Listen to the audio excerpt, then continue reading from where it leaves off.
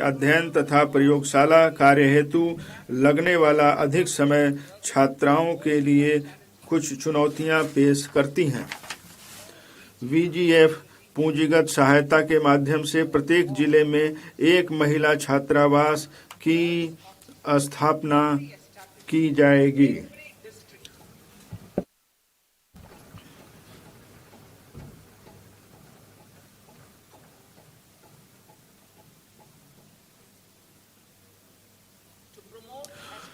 गहन अनुभव के माध्यम से खगोल भौतिकी और खगोल विज्ञान को बढ़ावा देने के लिए 4 टेलीस्कोप अवस्थापना सुविधाओं, national large solar telescope, national large optical infrared telescope, Himalayan Chandra telescope और द कॉस्मस 2 प्लेनेटोरियम की स्थापना की जाएगी।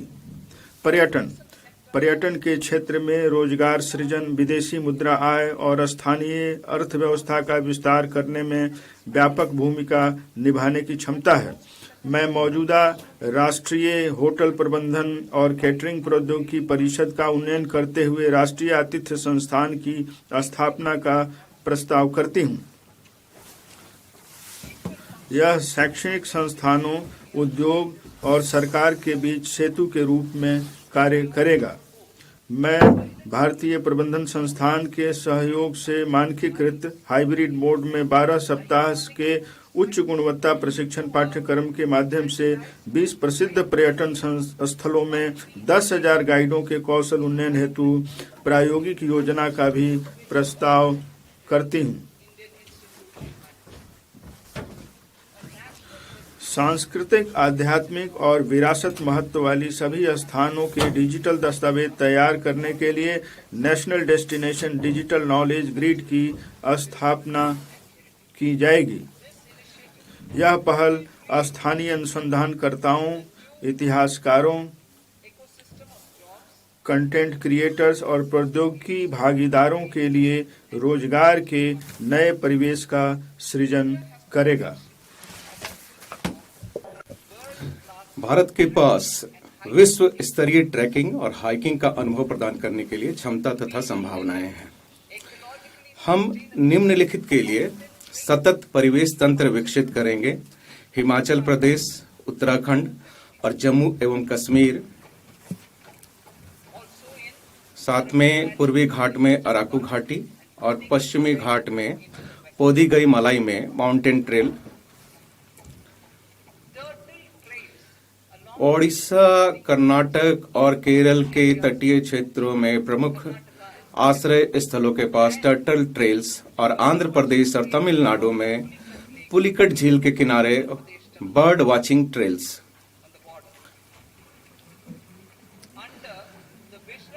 माननीय प्रधानमंत्री जी के दूरदर्शी नेतृत्व में हमने वर्ष 2024 में इंटरनेशनल बिग कैट अलायंस की स्थापना की थी। इस वर्ष भारत प्रथम ग्लोबल बिग कैट शिखर सम्मेलन की मेजबानी कर रहा है, जिसमें 95 सदस्य देशों के सरकारों के प्रमुख और मंत्री संरक्षण की सामूहिक रणनीतियों पर चर्चा करेंगे। विरासत और संस्कृति पर्यटन। मैं लोथल, धौलावीरा, राखीगढ़ी, आदि चन्नालूर, सारनाथ, हस्तिनापुर और लेह पैलेस जैसे 15 पुरातात्विक स्थलों को जीवंत और अनुभवजन्य सांस्कृतिक गंतव्य के रूप में विकसित करने का प्रस्ताव करती हूँ। उत्खनित स्थलों को विशेष वॉकवे के माध्यम से जनता के लिए खोल दिया जाएगा। संरक्षण प्रयोगशालाओं, व्याख्यान केंद्रों और गाइडों की सहायता के लिए तल्लीन करने वाली कथानी रूपन कौशल और प्रौद्योगिकी की शुरुआत की जाएगी। खेलकूद क्षेत्र कई प्रकार के रोजगार, कौशल और नौकरी के अवसर उपलब्ध कराता है।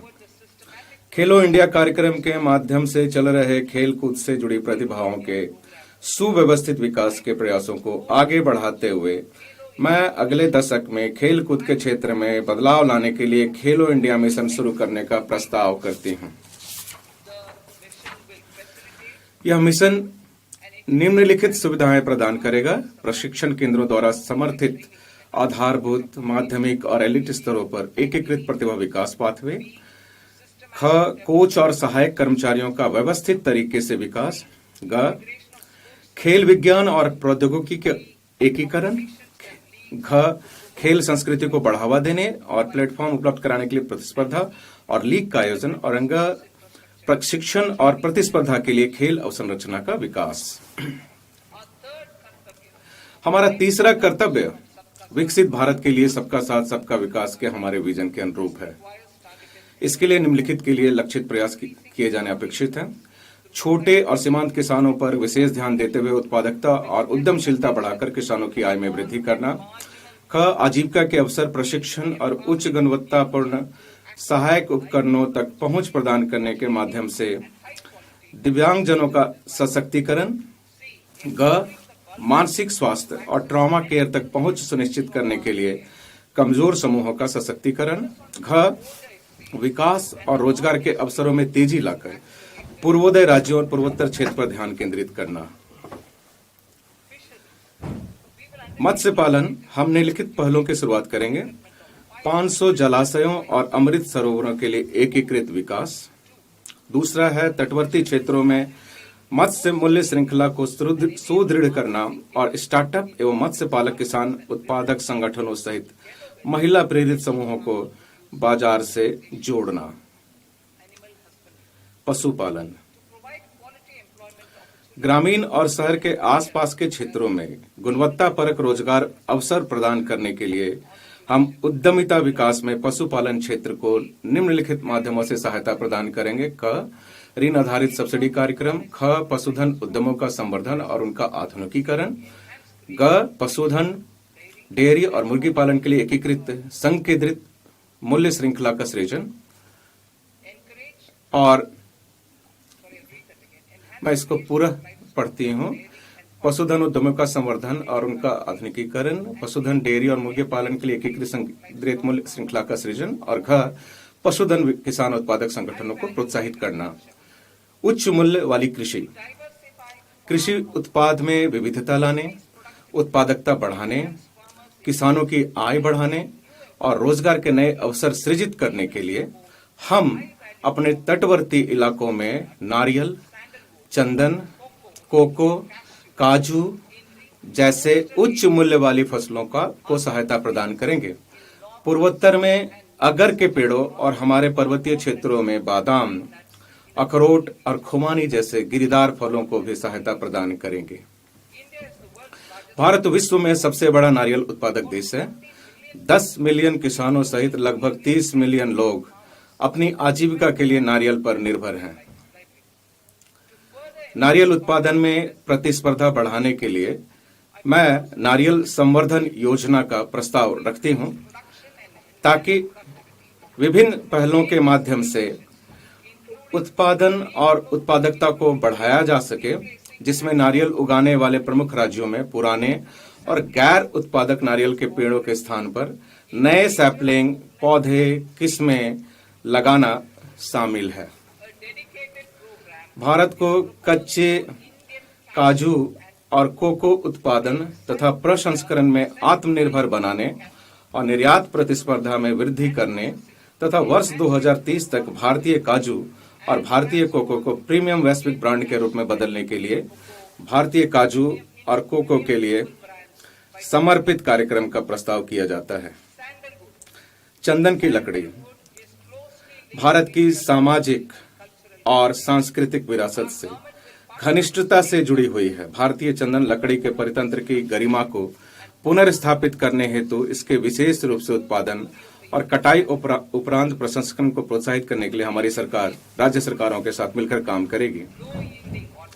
पुराने कम उपज वाले फलों उद्यानों के संरक्षण और पर्वतीय क्षेत्रों में अखरोट, बादाम और खुमानी के अधिक पैदावार को बढ़ाने के लिए एक समर्पित कार्यक्रम के माध्यम से किसानों की आय बढ़ाने और युवाओं को शामिल करके मूल्य वर्धन करने के लिए सहायता प्रदान की जाएगी।